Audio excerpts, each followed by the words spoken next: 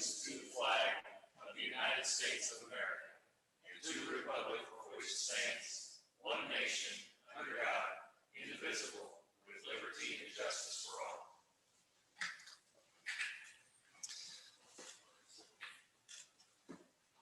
May I have a roll call, please? Alderman Alder? Here. Alderman Campbell? Here. Alderman Flores? Here. Alderman Galloway is absent. Alderman Gardner? Here. Alderman Poston? Here. We have 5 aldermen present. We have a quorum. All right. Has everybody had an opportunity to review the minutes of August 2nd, 2021? If so, are there any amendments or motions to accept?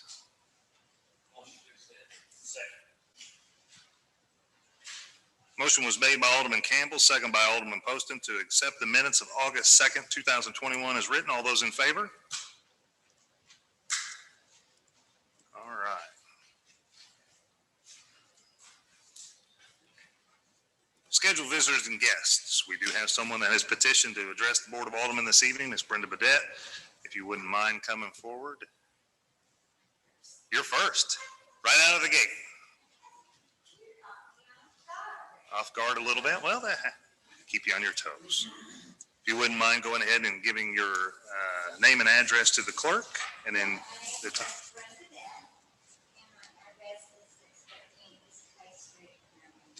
if you wouldn't mind pushing that little button right in the middle of the. There you go. Okay. All right. Now the microphone's live for you. All right. And the reason I'm here tonight is to address the subject of fireworks in the city limits. I talked to a lot of residents, a lot of people that are sick of them. Back in the 80s, there was a teacher that her house burned down due to, I'm trying to think of what you call it, bottle rocket on her roof. Thank goodness nobody was hurt. She had 2 children, but they banned the fireworks after that. Why they ever lifted it again, I do not know. But anyway, builders now, used to you could have a house sitting on a fairly large lot. Now then, they're squeezing them in on tiny lots. And when people shoot fireworks, those fireworks don't land in their yard. They land in mine and yours and on your roof, in your swimming pool, wherever. And there was a gentleman here 2 weeks ago that said he had lost his barn due to a fire from fireworks also. But y'all may like to clean up other people's messes. I don't. And 2 years ago, they weren't quite so bad this year, but 2 years ago, I was in my yard 2 hours picking up pieces of fireworks. And it took them quite a while to get off my roof. I was not too happy. But anyway, the other reason, they're dangerous. Back in the day, I knew 2 children that got burned from them. I knew a child that almost got his eye put out with a punk that you light the fireworks with. And they're just dangerous. That's all there is to it. And like I said, I'm sick of them. They've become a nuisance, fireworks have. And people, unfortunately, nowadays do not respect other people's property. If I had done that, my parents would have had me over there helping pick up the mess I made, for sure. But anyway, they also scare animals. I have a little dog, and I have to give her an anxiety pill. She shakes so much when the fireworks are going on. And I know a lot of people that have to do that. And cows, horses, people with PTSD, the elderly people, sickly people. To me, they just shouldn't have to put up with this. Ozark, we love Ozark. It's a great little city. And Ozark provides a wonderful professional display of fireworks. I forget the date. It's not right on the 4th. But anyway, it lasts about an hour. You can sit out in the street, sit on your porch, eat popcorn, drink a cup, whatever, and watch them. And they're wonderful, and then they're over in an hour. and no more. Springfield does not allow them. They don't even allow them to sell them in Springfield. Branson doesn't allow them in the city limits either. Now, Nixa still does, but they only allow them, I was going to look that up. Anyway, on the 4th, till I think 11 o'clock at night. Not the day before, not the day after, only on the 4th. There's also talk from some people I know in Nixa that's trying to do this same thing. They're becoming a nuisance over there too. But anyway, people's just kind of fed up with them. I guess that's about all I have to say, except I don't like them. And I know a lot of people that don't like them. So in closing, I just hope whoever votes for or against whatever, that you all sincerely take this into account. Thank you. You're welcome. Thank you for your time, and we may have a couple of questions to specifically ask you. I know that inside our packets, we have the, you're not working? Oh, okay.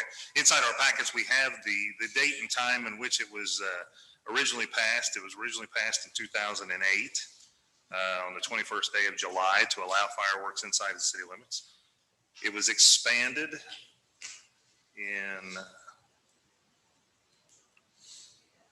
2012, third day of December in 2012. I have to admit that a couple of us were involved in that. I was a member of the Board of Aldermen at that time. I did not necessarily see a problem with it, and I voted in favor for the expansion. Since then, I've kind of changed my mind over the past couple of years. I've found a lot of debris on property that I own that happens to be quite expensive, you know, for replacement value. And so I don't know if one of the members of the Board of Aldermen would entertain a motion to take this up and discuss it further. But I just wanted to go back and give you those dates. So 2008 is when it was authorized. 2012 was when it was expanded. So I will allow, Nathan was first. All right, Mr. Poston. I had a question for either Chief or Ms. Callaway. I see the complaints on social media as well. How many of those materialize into formal complaints or calls for service?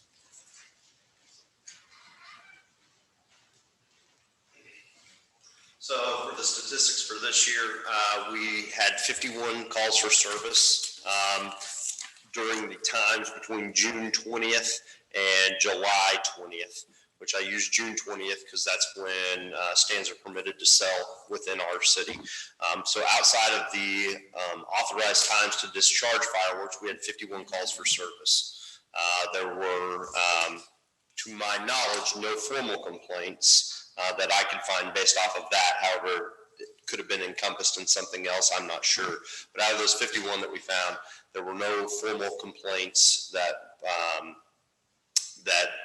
yielded any sort of prosecution or charging. There were no injuries and there were no property damages either from those 51 complaints. And I assume all those complaints are either shooting before, too early before, too late after the 4th, Yes. or too late in the evening, mornings? So the second and the third, I'm going off memory, I believe it's 9 a.m. to 10 p.m. That they can be discharged on the 2nd and 3rd of July. The 4th and the 5th, it's expanded, I think, till midnight. So it's 9 a.m. till midnight.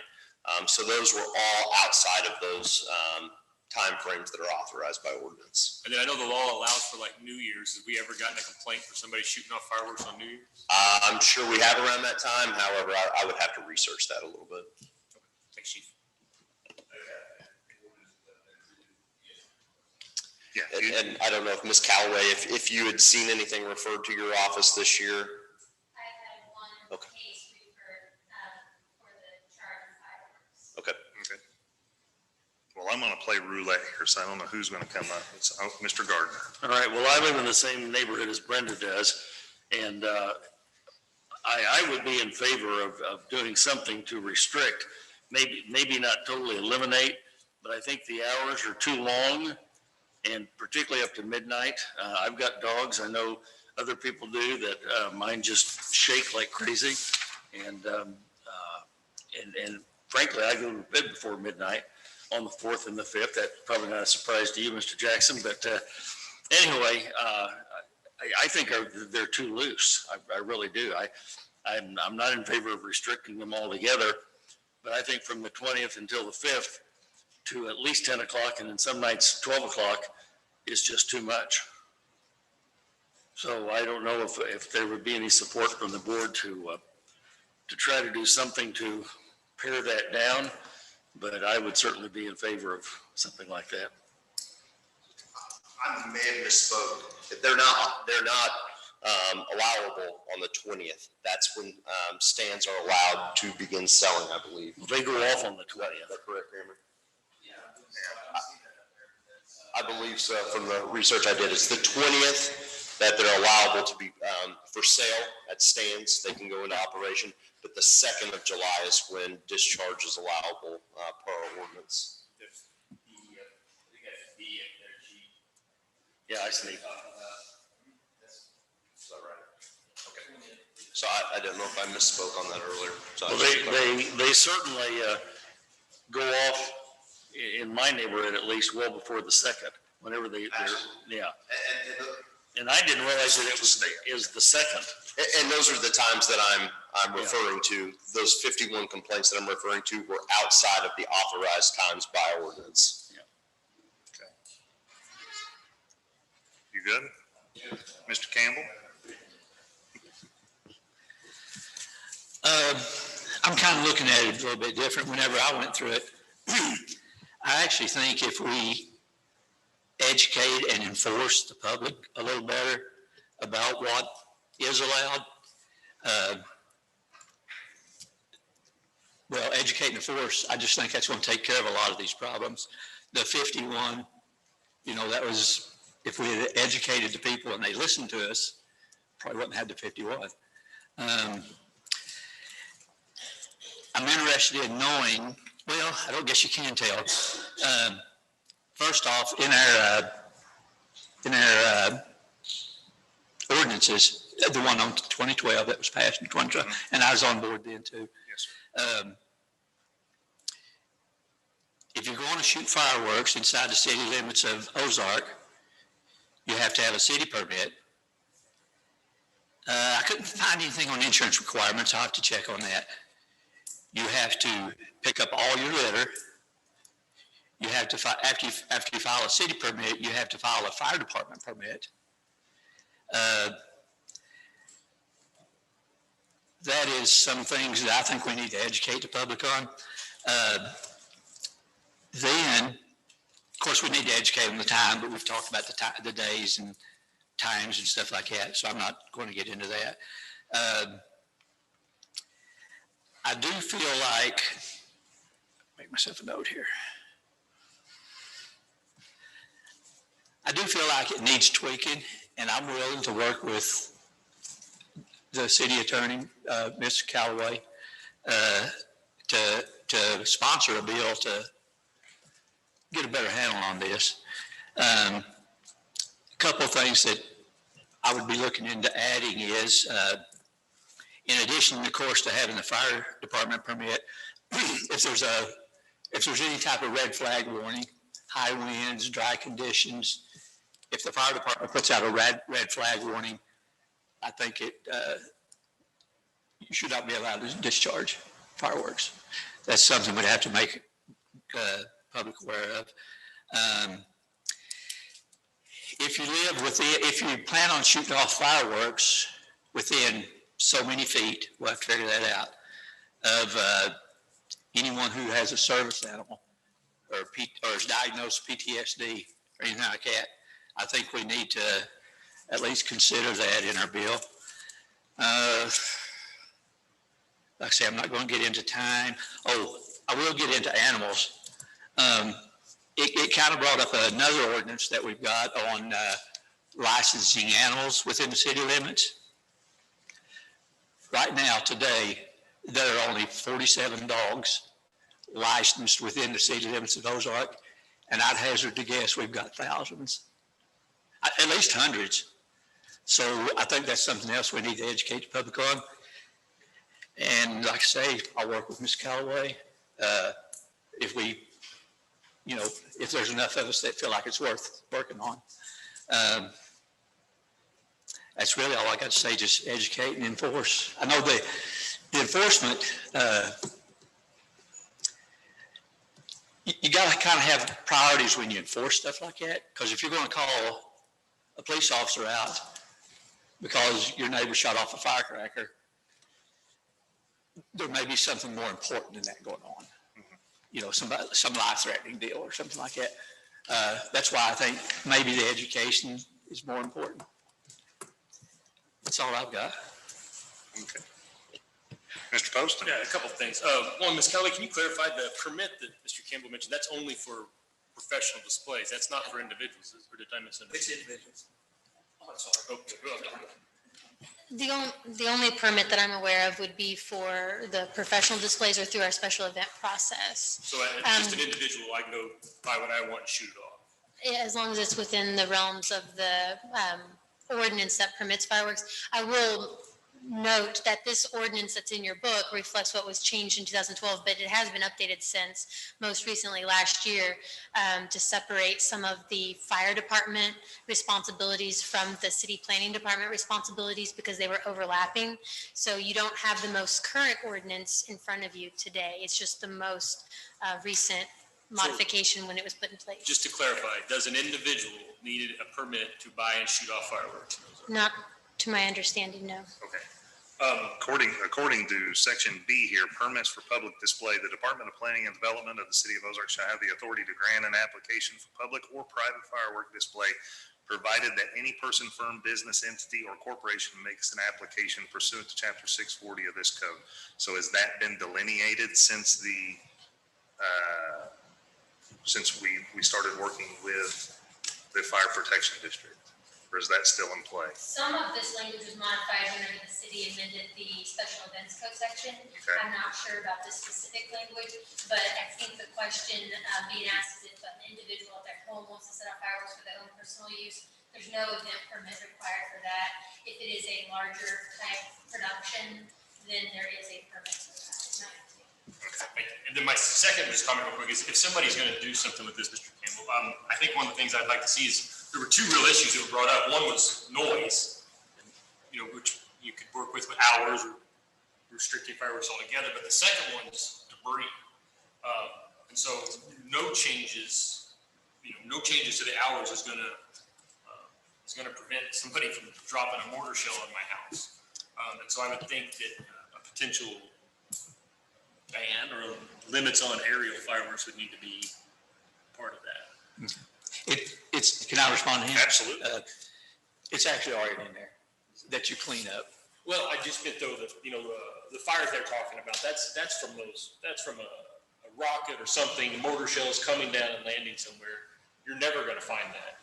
That's not landing on your neighbor's house. That's landing 3 houses over. And so. Oh, you mean if I'm the one shooting them? Right. Because, okay. As long as you've got those aerial displays, even if you limit hours, then you're not addressing any of the more safety related concerns.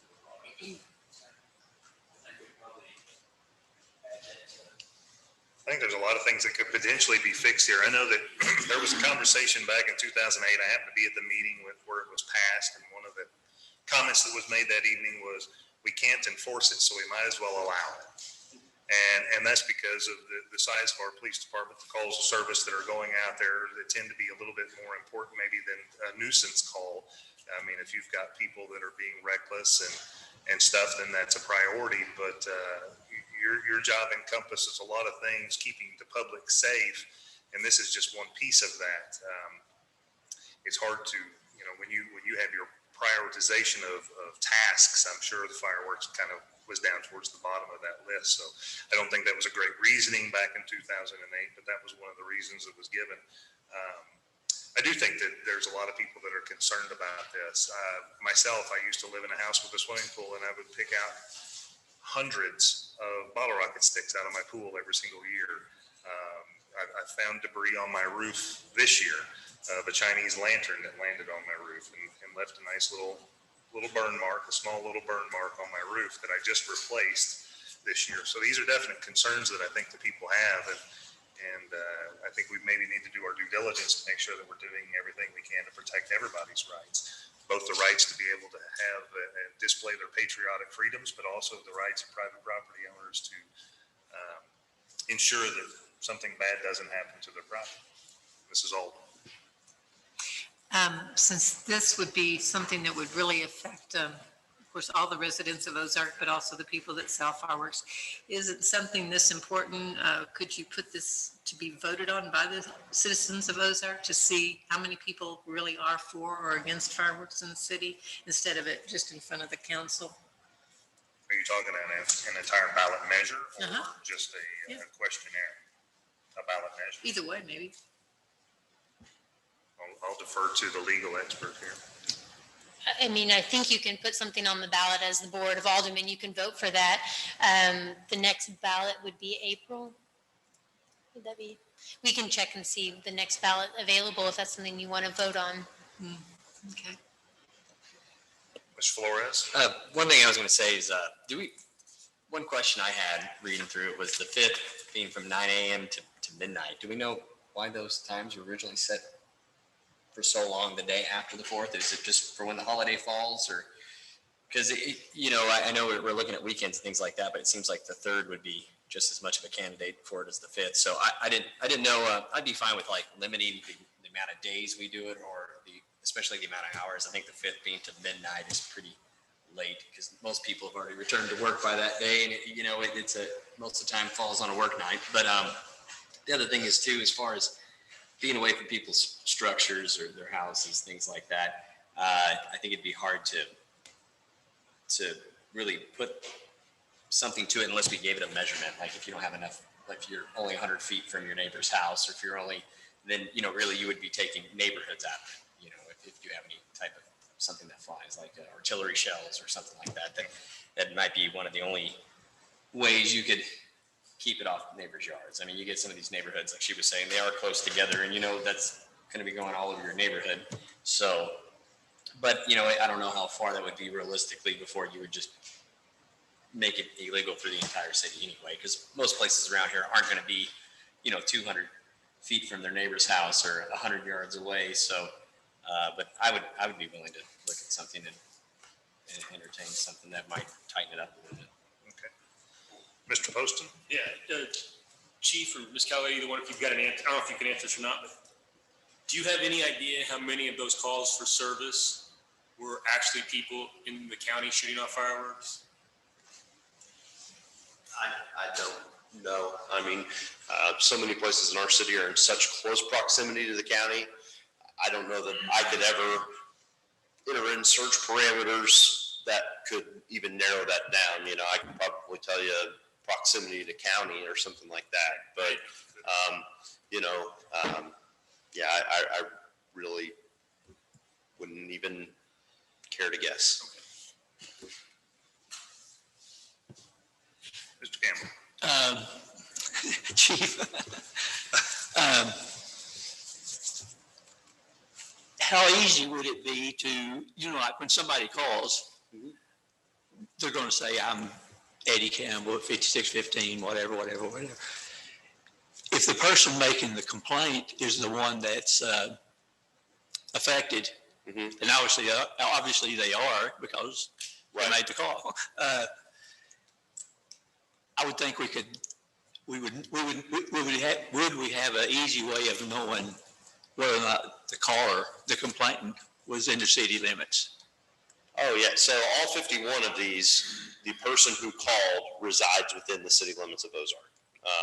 If not, it wouldn't be dispatched at all, other than maybe a noise complaint, because in the county, there's no ordinance prohibiting that.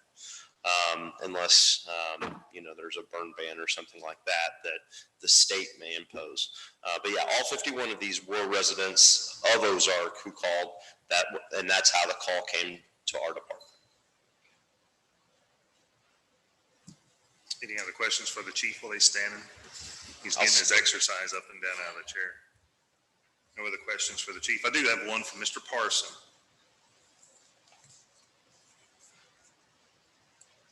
Do you know of any damage to public infrastructure due to fireworks being shot off. It seems like a lot of people I have noticed utilize public streets as a base for shooting off these fireworks. Do we have any record of damage to public infrastructure due to the discharge of fireworks?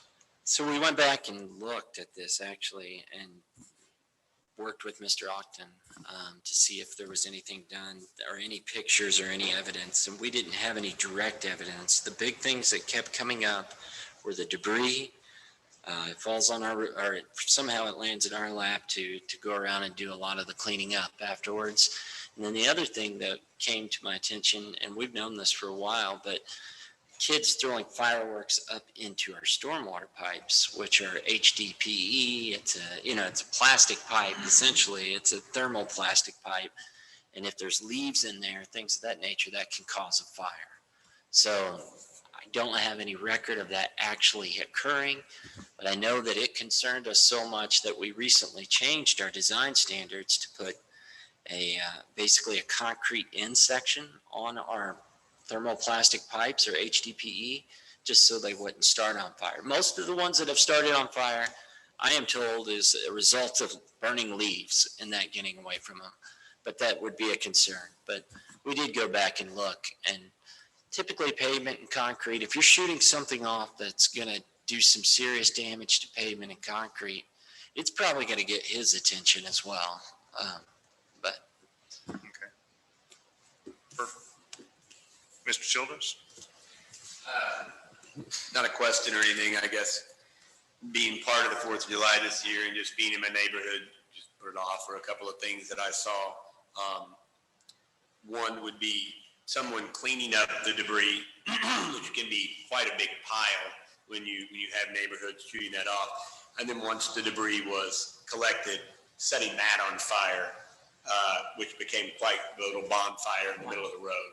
So that does happen, to just burn all your trash in the middle of the road, or take it and just sweep it right into the stormwater drain. I've seen that as well.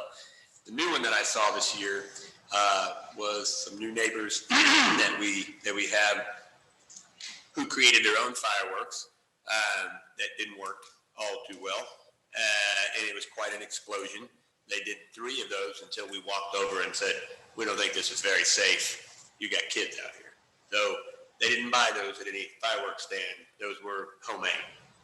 So those are just my experiences. That's neither here nor there. I'm not taking a position on this. I'm simply letting you know just some of the things that I saw, for if that's any help to your deliberation.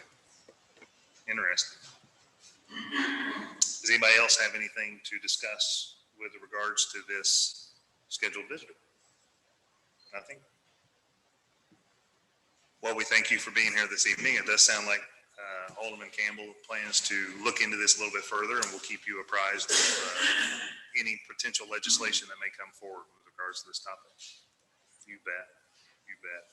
All right, moving right along. Staff report from Show Me Christian County. Sandria Sides. Good evening. All right, am I on? Can you hear me? Okay. Yes, ma'am. So your staff report is hot off the presses. Our board meeting is this week, so we have not had a chance to submit that, and I apologize that it did not make it in your advance packet. We sent it to our board on Friday evening after your deadline had already been sent out. So I want to highlight for you the things that are very specific to Ozark. The first of which, under business development and attraction, is the Ozark Market Study site visit. So again, this is directly tied to the grant that we applied for through SIMCOG, made possible through some EDA funds in response to COVID and long-term resiliency. And the consultant will be here on site with us September 1st through the 3rd. So our staff is in the process now of facilitating that itinerary, scheduling those meetings with business owners, and we'll also be scheduling the site tour itself so they can see the available land in your community, and then also city staff so that they can really get a comprehensive view as they create this report. We have been conducting weekly meetings as they are reviewing data very specific to your community and giving them pointers or additional insights that they may need as they get this comprehensive information for you. Again, we're hoping after their site visit that their report is due in October, and that we'll be able to present that to you before the end of the year. For prospects, these are just leads that we kind of field and submit additional information, maybe put on our back burner in case something is to move forward. We had a utility vehicle dealer looking to expand, and they were specifically looking at Ozark. Unfortunately, they were requiring an existing building, and our inventory is so low that we don't currently have anything that will suit their needs, but we agreed to stay in touch. And then also a lender in the region that is also looking to expand. This is the most recent, but we definitely have several businesses in various industries that are looking at Ozark for expansion possibilities. And as a reminder, as we field those leads and respond to those leads, those come to us from a variety of different sources. Sometimes they come from city staff as a referral, lending partners, or they'll contact us directly, and then we respond to those accordingly. For this community as well, we assisted the Ozark School District in connecting them with developers that have projects going on for Ozark as they are conducting the new projects that are coming in, and then also some of the residential developments as they look at which areas of growth are there for expansion of the education institution. Just last week, we met with Tom Rankin and Craig Hood and Derek Lee on just future planning and what we might be able to do with the 127 acres that Convoy owns. As you all know, it is actively listed and for sale, and thankfully they really are partnering with us, and they want our insights in that, as well as city staff, on highest and best use. And so they approached us with a potential buyer that didn't really suit the long range plans of that property. So we're talking about additional ways that we may be able to tailor that again and turn it to highest and best use, because right now it is in the county, but once it goes to develop under the urban service agreement, that will be annexed into the city if and when that time. So I'm also grateful that they are pursuing all of the insights from city staff and from the economic development organization in advance of selling that property. The last thing that we would want is for that property to be sold and then a new owner to not be able to annex that based on their needs. So we're grateful for that advanced partnership. For regionalism and alignment, we've been very active with SIMCOG and the Southwest Missouri Council of Governments. Serving as the vice chair on the SEDS committee, that is the comprehensive economic development strategic plan that will dictate funding and grants that come into both Ozark and the county at large. So as the latest effort specifically to Christian County, this afternoon we hosted, in conjunction with their long-range recovery plans, nearly every community across the county, including Ozark, so that we can align our priorities when it comes to resiliency and funds. So this was a listening session. We will most likely have 3 additional meetings to set these priorities. And again, that's in hopes that this makes it into our long-range plan so that as grants become available in the future, it's directly reflected and our voices are made known in that countywide report. Additionally, with the preparation for Finley Farms and the tourism that is coming in, Mr. Childers set up a meeting with the Convention and Visitors Bureau, and also in attendance was Mr. Williams with the Chamber, looking at the fact that tourism is such an economic driver in this region. As you all know, with my hospitality background, I am intimately familiar with tourism as an industry and a provider. And so we're asking and pursuing those questions, like if there are cost share dollars that may be available for studies and things like that to pursue hospitality and grow the hospitality market here in Ozark. As a reminder, the Springfield Convention and Visitors Bureau does serve as the designated marketing organization, which is a state certification for all of Christian County and Polk County, in addition to Greene County. And so we've just opened up those lines of communication, and we work in partnership with both of the larger chambers in Christian County to assist in facilitating that relationship. Underprepared communities, we had a realtor reach out to us. They have a food and beverage client that's here in this area that's changing their business model a little bit in light of COVID and is looking for an existing facility. Any of these requests are very difficult. Again, just going back to how slim our existing inventory is. So when it comes to leads like this that we receive, we try as best as possible to meet their needs and provide them the data. It's very expensive to build right now, as many of you know, and we're just hoping that we can retain these businesses since there isn't an immediate place for them to go with their new business model. Christian County does have a new planning and development administrator. Joan Doss is her name, and she's been wonderful to work with so far. So just keeping those lines of communication open. We did receive an invitation to serve on the Christian County Comp Plan, and I know Alderman Gardner will be serving on that Comp Plan committee as well. And so the county will embark on their Comp Plan strategy next week on August 25th is the kickoff for that. Working with city staff, I will say the bi-weekly economic development updates that we've really started having are very impactful. We're really starting to look at long-range lists and how we can work in tandem between our organization and city staff to make sure that we are planning for, again, highest and best use, and really outlining some very large priorities for the region. We presented before the Christian County Commission on the idea of a business list, a centralized business list across the county. Ms. Hodges was there and assisted us in that presentation, as well as Ms. Robbins from the city of Nixa and some of the other communities. This was directly under the Fortify Christian County umbrella that, as I've rolled out to you as part of our 5-year strategic action plan. We discovered through COVID that we had a fatal flaw as an organization. We stood up an EDO without a centralized business list, and then the pandemic happened.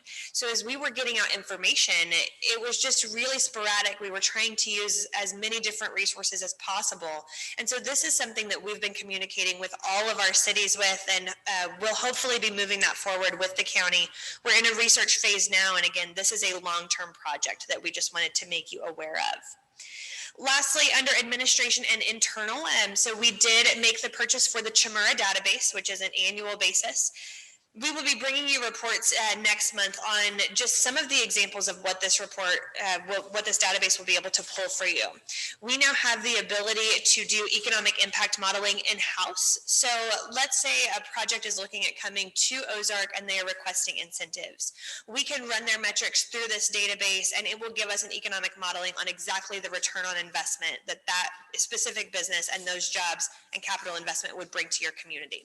And that is just one metric. There's so much that this will do, and so maybe even at a breakfast meeting we could do a demonstration of everything that Chimera will be able to provide for your community. And again, we will offer that information to the city staff or to the chamber, anyone that really requests that of us. Making sure that Ozark is at the table, we will be present and attending the Governor's Conference for Economic Development, which is slated in Kansas City, September 8th through the 10th.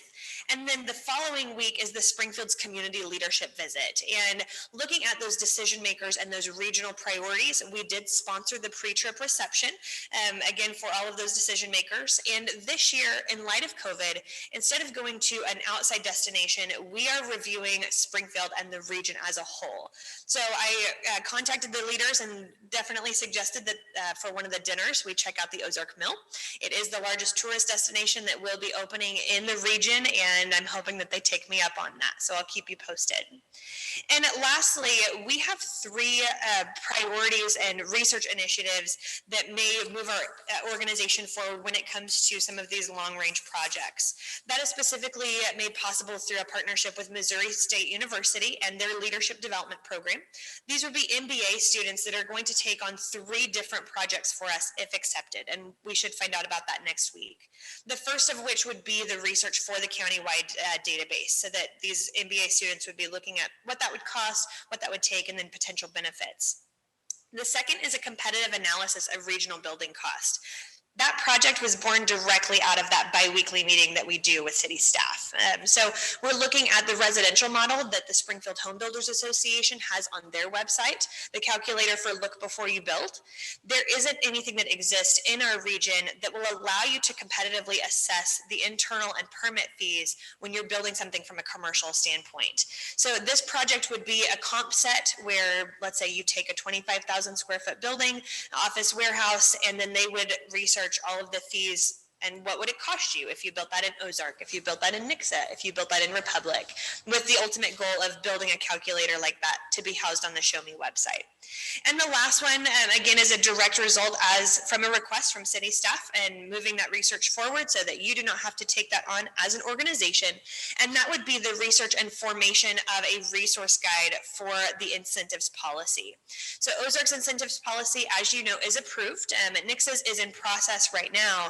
But what we don't have is the next steps. So if a business wants to move forward with an incentives package, we would have to do that piece by piece. And so if we are able to move this project forward, then we would have the comprehensive resource guide, all of the forms necessary and fees associated, and make that very turnkey so that it is, there's no room for debate, either from the business or the city staff.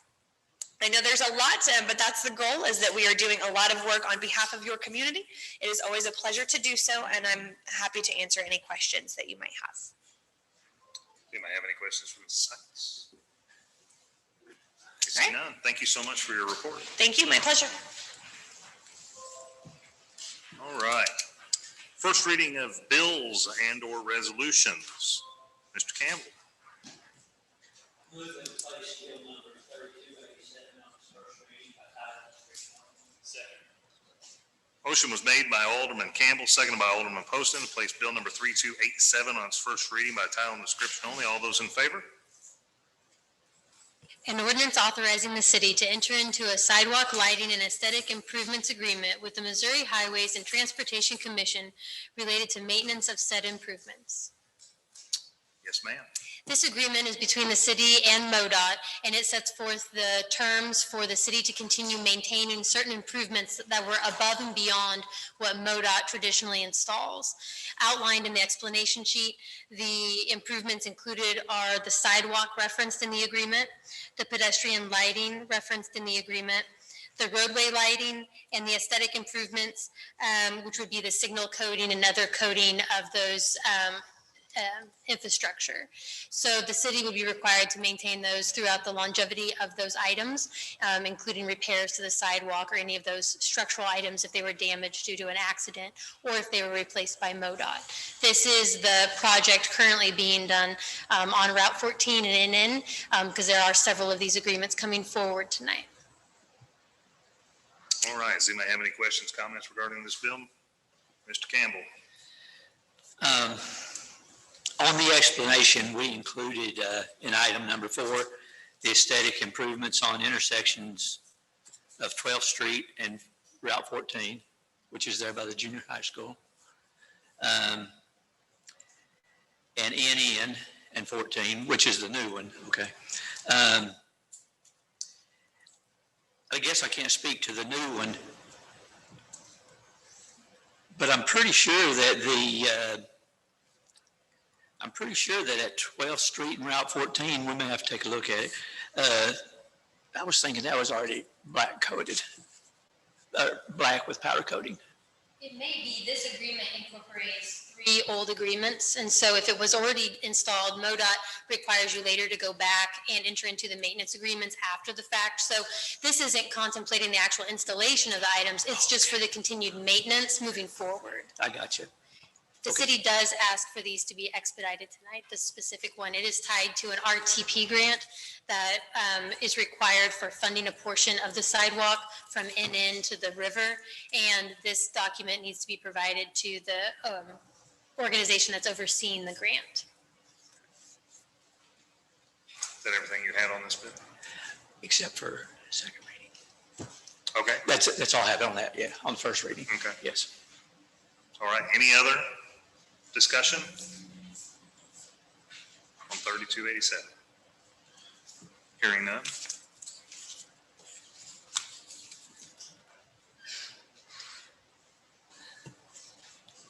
I make a motion to place bill number 3287 on its second and final reading by title and description only. Second. Motion was made by Alderman Campbell, seconded by Alderman Poston, to place bill number 3287 on its second and final reading by title and description only. All those in favor?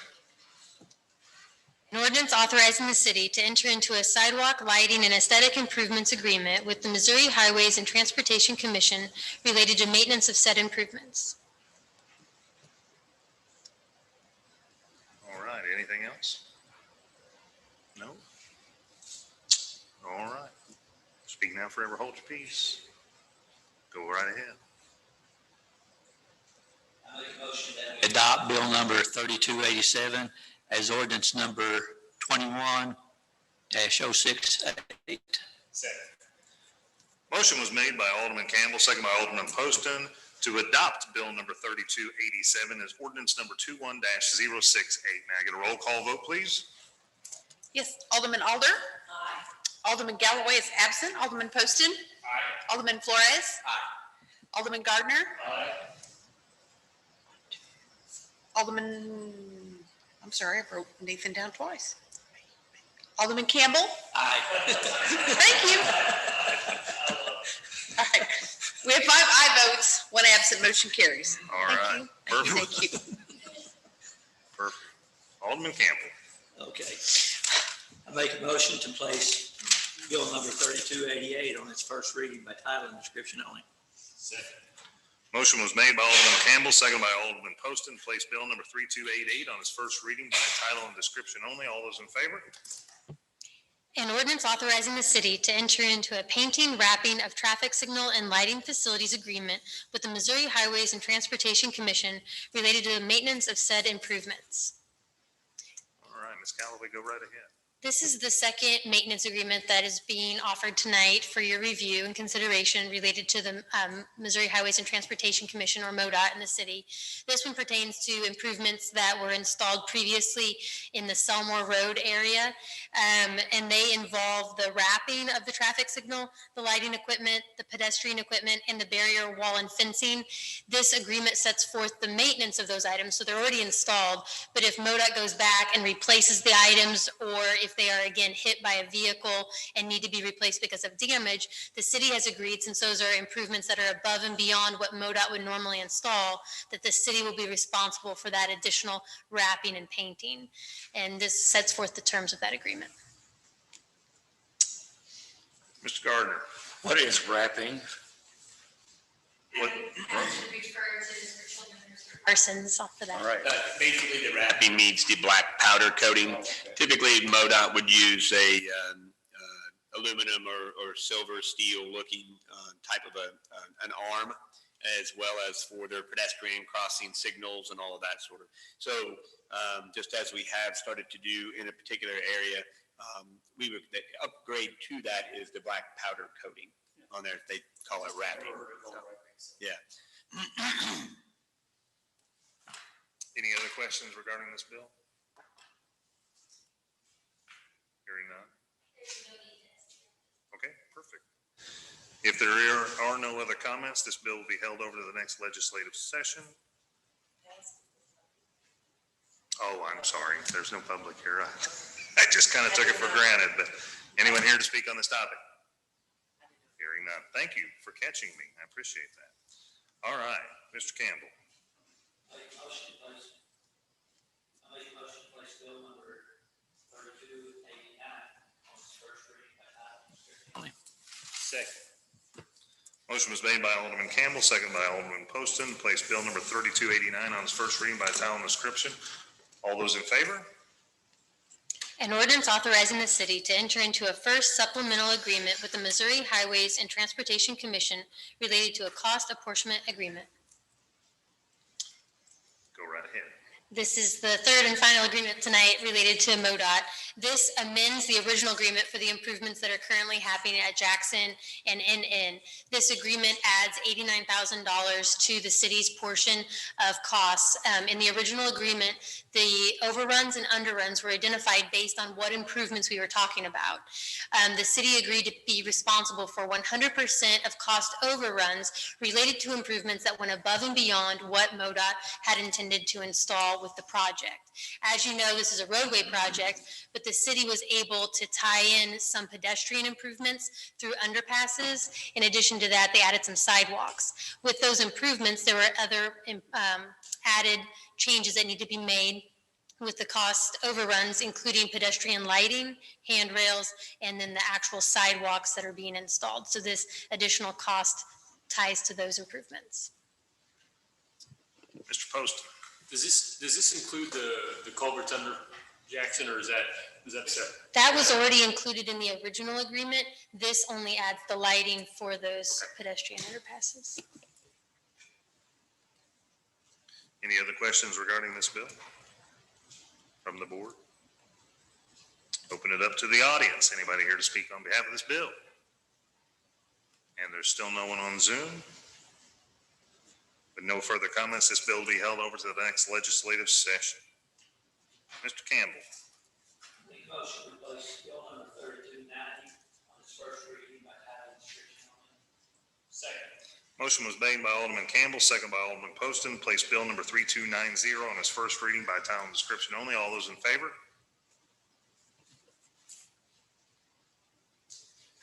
Sorry, I thought I That's pushed okay. it. An ordinance authorizing the city to enter into a cost share agreement for square improvements with Christian County. Mr. Childers.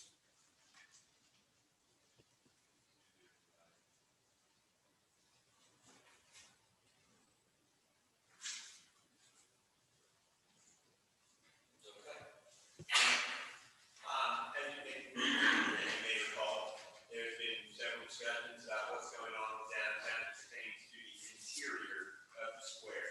Everything that was on inside the interior curve, which we often refer to as the county property where the court sits.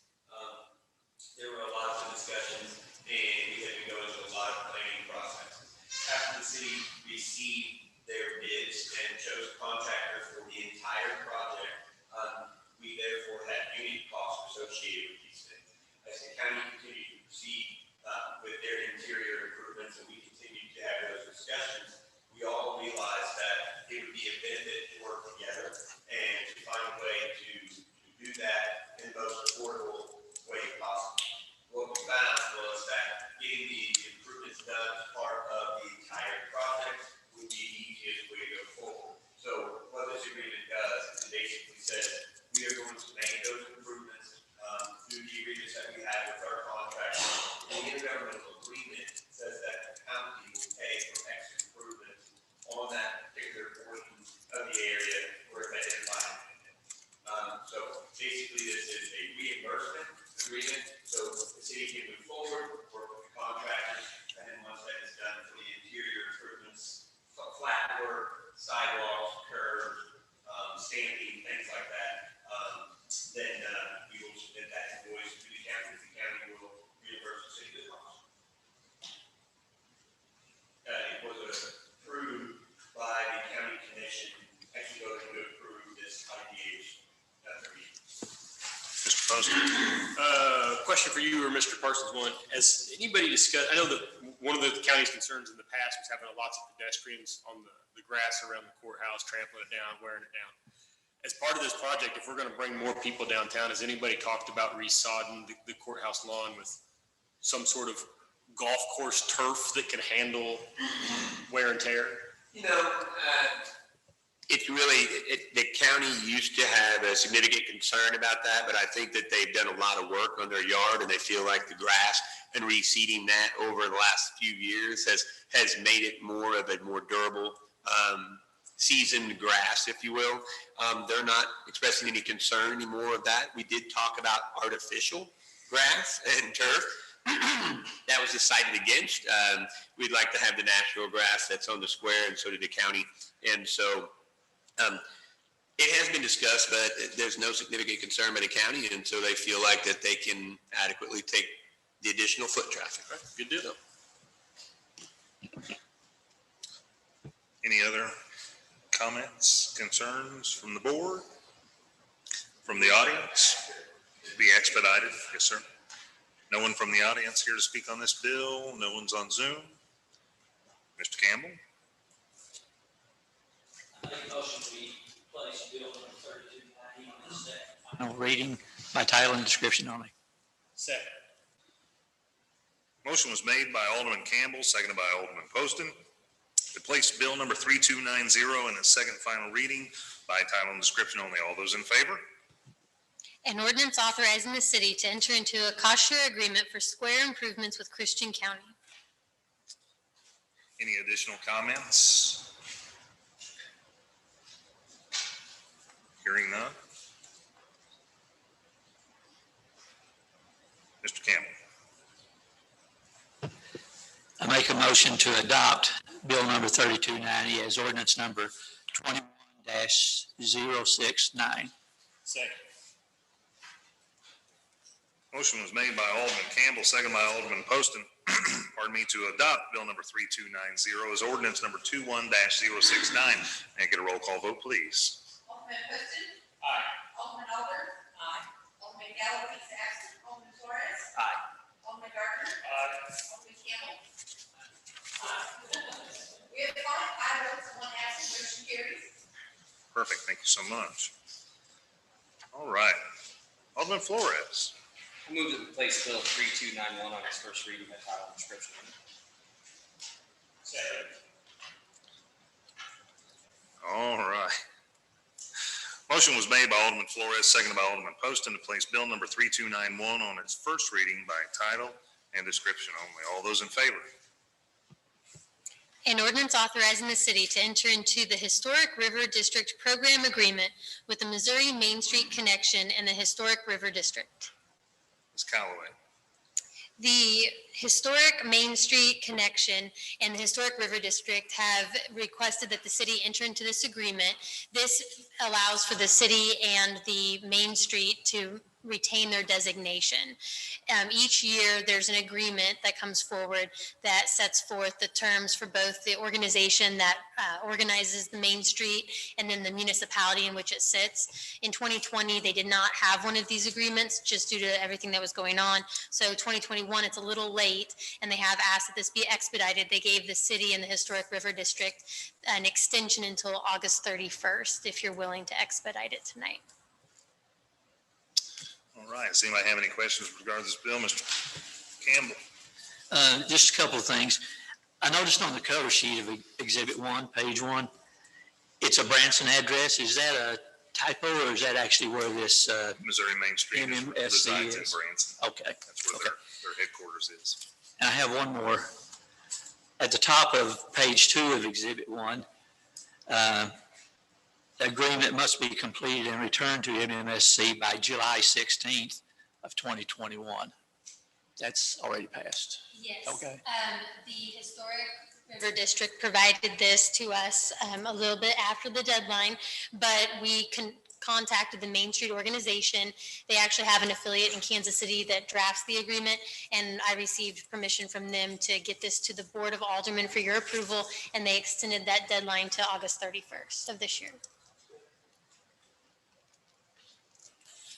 Any other questions with regards to this bill? None at all? Anybody in the audience here to speak on behalf of this bill? No one on Zoom? Mr. Flores? I move that we place Bill 3291 on its second reading by title and description. Second. Motion was made by Alderman Flores, second by Alderman Campbell, to place bill number 3291 on its second and final reading by title and description only. All those in favor?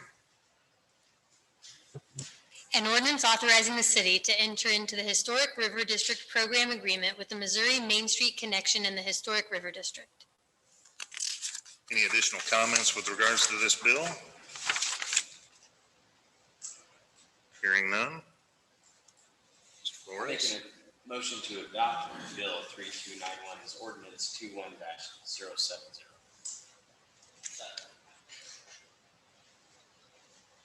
Motion was made by Alderman Flores, seconded by Alderman Campbell, to adopt bill number 3291 as ordinance number 21-070.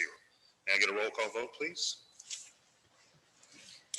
Alderman Gardner. Aye. Alderman Poston. Aye. Alderman Alder. Aye. Alderman Flores. Aye. Alderman Campbell. Aye. Alderman Galloway is absent. We have five aye votes, one absent, motion carries. All right, thank you very much. Second reading and final passage of bills. Mr. Flores. Move that we place Bill 3284 on its second reading by title and description only. Second. Motion was made by Alderman Flores, second by Alderman Poston, to place bill number 3284 on its second reading by title and description only. All those in favor? An ordinance authorizing the city to enter into an agreement with the U.S. Department of the Treasury and make assurances of compliance with civil rights requirements. Any questions with regards to this bill? Comments? Hearing none. I make a motion to adopt Bill 3284 as ordinance 21-071. Second. Motion was made by Alderman Flores, seconded by Alderman Poston to adopt bill number 3284 as ordinance number 21-071. May I get a roll call vote, please?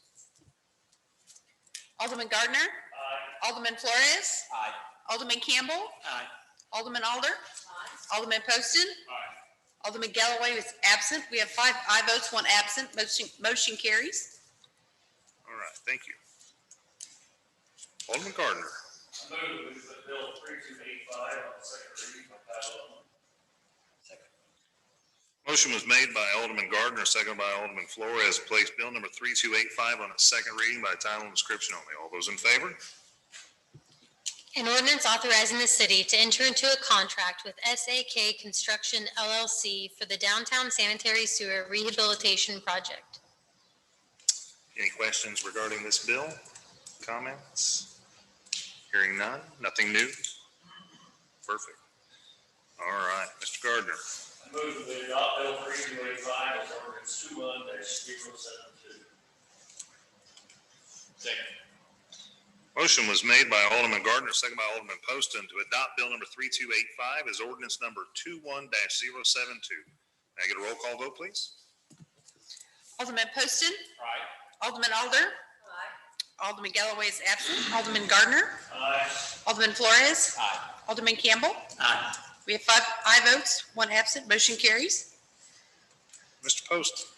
Yes, sir. I move we place bill 3286 on its second reading. Second.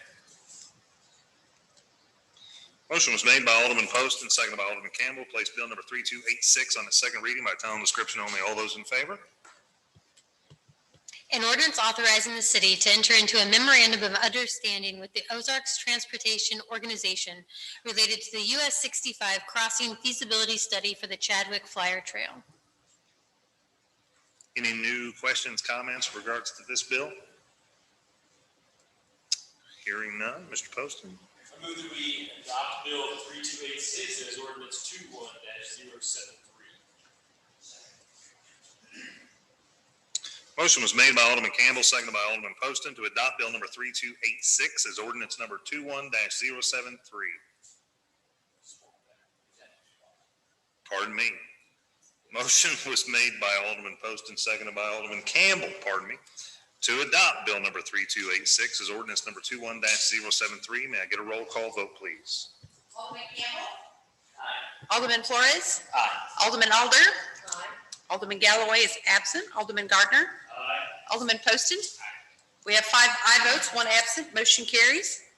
All right, perfect. Report of officers, boards, and committees. Mr. Childers, did you have anything? Nothing new to add, sir.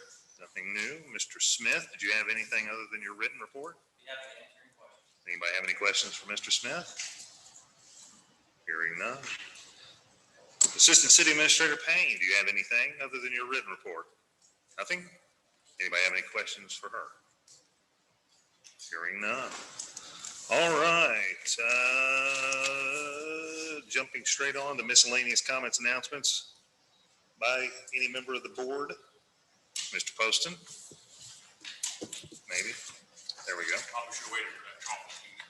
You want to defer to Mr. Campbell? Somebody else have- Mr. Campbell, would you like to go first while he chews? Yeah, go ahead. You get it. I just wanted to say that it's obvious to me that the city administrator and his staff are doing an excellent job on this stuff. I can't even fathom the work that goes into this stuff that they're bringing before us. And I, for one, appreciate it, and I know everybody else does too. I do think there is a fantastic team that's been assembled over the years for the city of Ozark. I concur. Mr. Poston, I'm good to go now. you got it, swallowed it? So I had recently seen that Liberty was going to raise rates. Have we done any calculation on how that may affect us yet? There is a calculation thing. Yes, Liberty has filed with the Public Service Commission a request to adjust their rates once again. Yes, I think that it's just over, get rate at just over around $70 million annually in additional revenues to cover whatever it is that they say they need to cover. And so, yes, we're aware of that and answer any questions. Do we know what the impact to us is going to be in the city? Theoretically, what it's going to be, no, we've got a lot of different meters, obviously, but you're looking at you could say it's probably going to be anywhere between an 8 and 12% increase. And so, you're looking at it probably well over $100,000 in additional costs based on that's just based on the current usage that we have right now. And I have not calculated a hard number of what that would be. Because anytime that you're doing that, you're looking at peak hours and non-peak hours, and it's hard to put a real dollar figure on what that's going to be. But I can tell you it will be an increase. Yes. And Russell. I'd be curious, if we know what the rate increase is going to be, I'd like to put just a little effort into it to have an idea of how big of an increase. Yeah, that's definitely something we can do. We should get that. Yes, sir. Okay. Any other comments from the board? The only thing that I have is on the 19th, if you all are available and would like to help the city of Ozark save lives by giving blood and also take the mayor's cup away from Nixa and put it back in the hands of Ozark. We do have the blood drive with the CBO in First Baptist Church. You can schedule a time or you can just show up. They'll take you either way and they would appreciate your donations. So let's bring the mayor's cup back to Ozark. That's all I've got. So we do have a closed session on the agenda this evening for litigation, and I would entertain a motion for that. All right, motion was made by Alderman Gardner, seconded by Alderman Flores to adjourn to closed session to address litigation. May I get a roll call vote, please? Alderman Alder. Aye. Alderman Campbell. Aye. Alderman Flores. Aye. Alderman Galloway is absent. Alderman Gardner. Aye. Alderman Poston. Aye. Five ayes, one absent, motion carried. All right, we shall adjourn and reassemble in just a few minutes.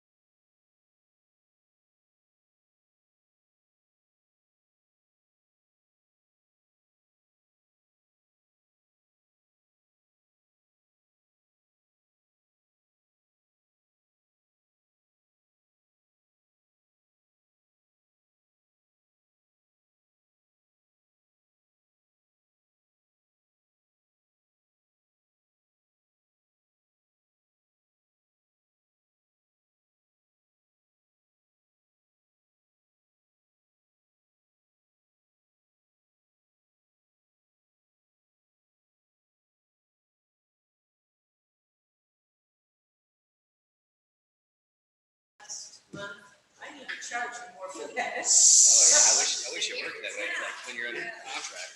Yeah. It's like, but materials. All right. Let's go ahead and finish up. Then you- All right, now we are back in open session. Time's 8:40. Any other comments from the board? If not, entertain a motion to adjourn. Second. Motion was made by Alderman Campbell.